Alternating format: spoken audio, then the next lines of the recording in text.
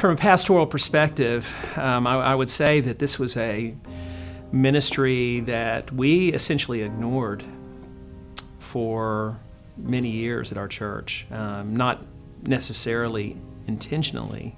It wasn't really until we had a champion for the ministry that we saw really the tremendous opportunities. And after getting involved in it from a pastoral perspective, what I began to see was that this was not just an attachment to our pantheon of ministries, but that this was really in the heartbeat of what it meant to be a gospel-centered church.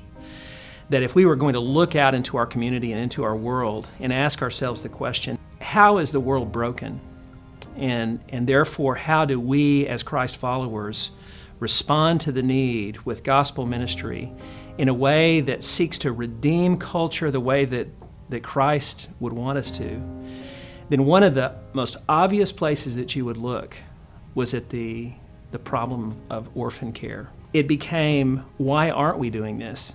I mean, this is something that is staring us right in the face, and it is such an obvious ministry for our church that of course we're going to be involved in it, and we're going to be involved in it in as big a way as we possibly can.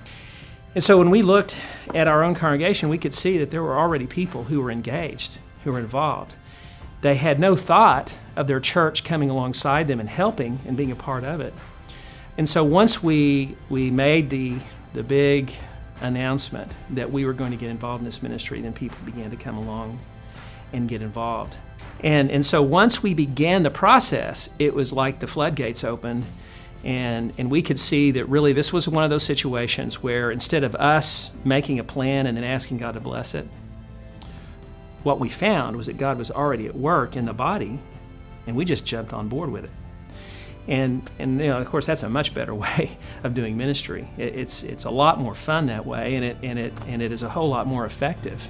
What I would say to pastors is just look around your congregation and see what God's already doing, and then jump on board with that, because this is God's work. The Scripture is adamant about the believer's work in reaching out to those who are in need, to orphans, widows, to those who are marginalized. So, I mean, it's not like you have to build a biblical case. It's already there.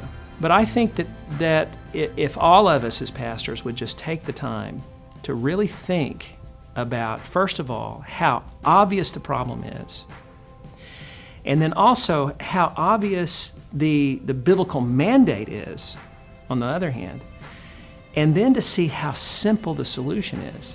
If we could all as pastors just make those connections, then it would be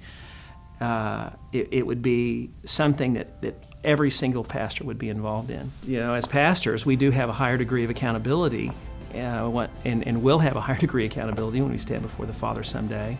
If every church would get involved for just one adoptive need within the state, that the problem would be taken care of, then that acknowledgement alone is enough motivation for every pastor, because in my mind, what eventually will happen is the Father will ask, why didn't you get involved?